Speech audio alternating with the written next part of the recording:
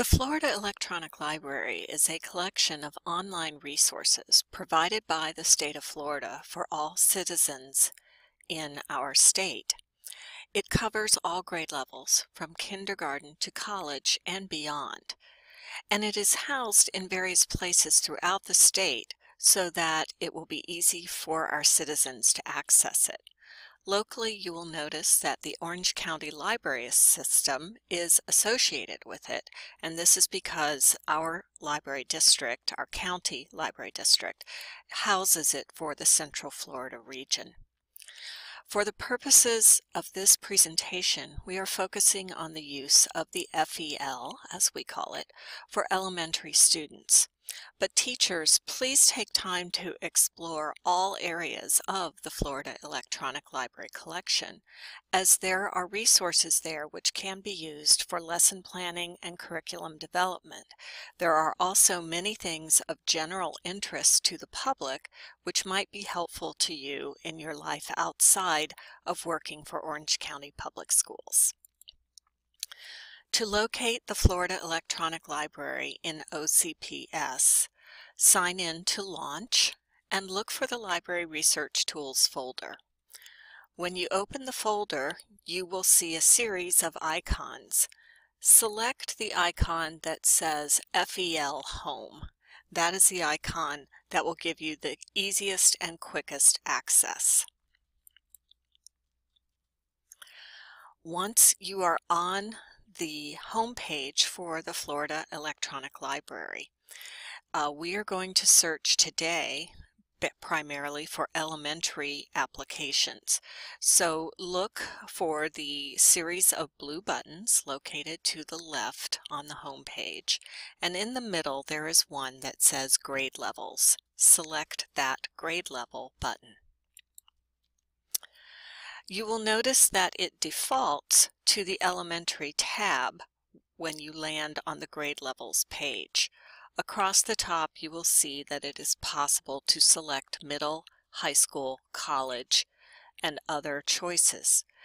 This might be of use to you as you are thinking about and preparing your lessons, looking for higher reading level material, etc. But we are going to focus today on the primary elementary resources that are available to you, and there are three of them: Florida Kids, Gale in Context for Elementary.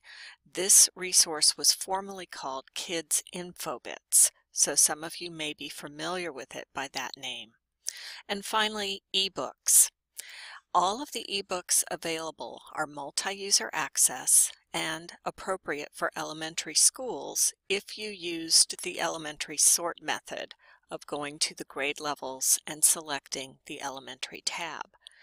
If you went to other ebook sorts, you will find a variety of ebooks, many that are beyond the age level for elementary students, and some which may not be appropriate for elementary students. So please, if you are going to direct students to these ebooks, use the elementary tab to access them.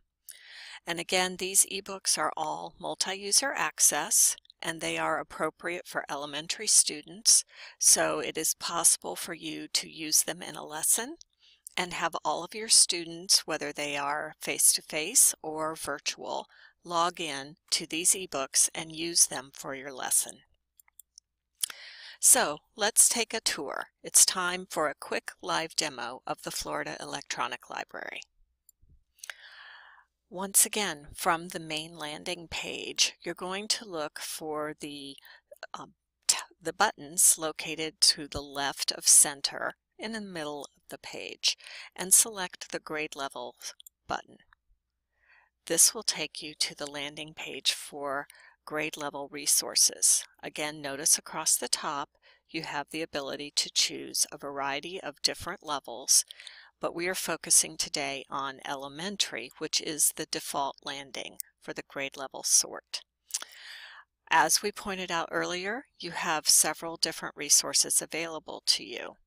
All of them are accessible from this page, and your students can use them as well as you being able to access and use them. Florida Kids is a quick resource that has a variety of different things if you have students doing some sort of state report about Florida. So here's a great place where they can quickly and easily access information about state symbols, Florida history, quick facts, our governors, as you can see. There is also resource information here that would be useful to you for putting lessons together and being able to create curriculum related to our state. The Gale in Context Elementary, which we talked about, that was formerly called Kids InfoBits, is another great resource. This is sort of like an encyclopedia for our elementary students. So you see right off the bat that there's a variety of different ways that our students can search. They can search by selecting a topic, or there's a question bar, so they can just type in a question and see what kind of answer they get.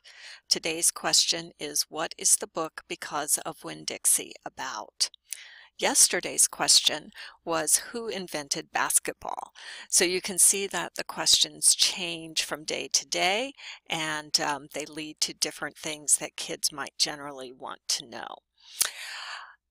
There are also ways across the top that you can change your search from the topic search. So if you are interested in current events, students could select news, for example. Pictures and videos, I think these are important for students to know about because these are copyright-free pictures that we have permission to use in reports, projects, and lessons. The same for videos. There are a series of videos here which could be very useful for both students and teachers to help them understand different aspects of curriculum. So you might want to, for example, import some of these videos into a lesson that you're constructing. This one is about electromagnets. This one is about safety with electricity. So there's a number of different videos here that are worth exploring.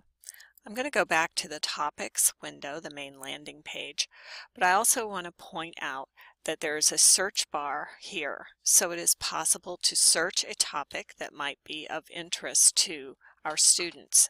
And you'll notice that when you start to search, like any search engine, a drop-down window begins to appear, and you have some options that might help you speed up your search, but also might be more related to what it is you're looking for. So if you're doing something, students are researching dogs, for example, they could go drop down, or they can just continue to type in their search. The results of the search will show immediately below. There is an article. You can see the start of the article, and you can say keep reading to see the rest of the article. So you can scroll through that article and see what it is. I want to point out that at the bottom of the article, after the source citation, you will also see that you have the ability to export this article to a variety of places, including your Google Drive. This is very helpful for you in terms of lesson planning and being able to link something that you could use in a lesson and import it into Canvas. So I think this is really a useful tool. I also want to point out that you have two different levels of the article. So if you are looking for some differentiation and you need an easier and a slightly more difficult version of the article, you can pick the different levels as appropriate for your students. Further, going across over to the right, you have the ability to hear this article. So it's possible for you to have a student connect with the article and teach them to click on the listen icon, and they would be able to then listen to the article as they read it. You have the ability to change the font and make it smaller or larger. Here you have the ability to translate the article. This is very important for some of our students who are language learners, English language learners, so you can see here that you can translate this into a variety of different languages, and I find this to be a very helpful feature in the Florida Electronic Library. Finally, there's a button up here that says Information. And this button I like to share because it gives you some just updated information real quickly about this article that I would want to look at maybe first before I did anything else. Number one, it has a date. Is this article timely? Gives you a quick source of where this article came from. And over here, this is important to me. It gives you some further information. It gives you kind of what type of article. It gives you the length of the article, which I know matters for some people, and then this lexile measure of the article is really important and useful information as well. So that's very, very helpful to know that. If you want that to go away, you just click the information button again, and that will go away. Up at the top, you also have some choices. You can cite the article, you can send it to someone, so you could email it to a student, for example. You can download it, print it. Here is a very relevant thing about this article. You can get a link to the article. So using this link and selecting it, you could, for example, set it up in your Canvas course flow, and students would be able to click on that link and take them directly to the Florida Electronic Library. Lastly, there's the ability to highlight the article and take notes about the article. So those are other options that are very important and relevant in terms of this particular use of the Gale in Context Elementary. Again, this is just really a very generalized encyclopedia that's appropriate for elementary students. There is an advanced search feature, teachers, that I think is more appropriate for your work to help you perhaps locate information that you're trying to find for lessons that is appropriate for elementary. So you may want to check that out as well. Going back to our home page, we see our third area of resources for elementary, the ebooks that are located on the right. And once again, these ebooks are all appropriate for elementary.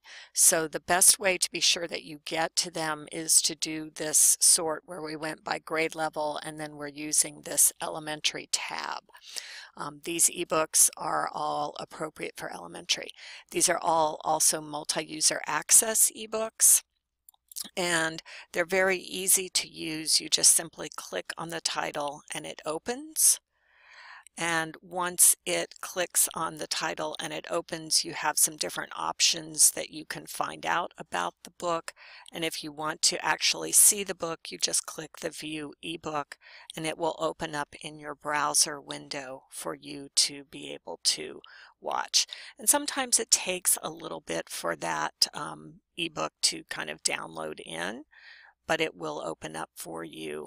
And again, multi-user access, so all of your students have the ability to see this ebook and use it in a class.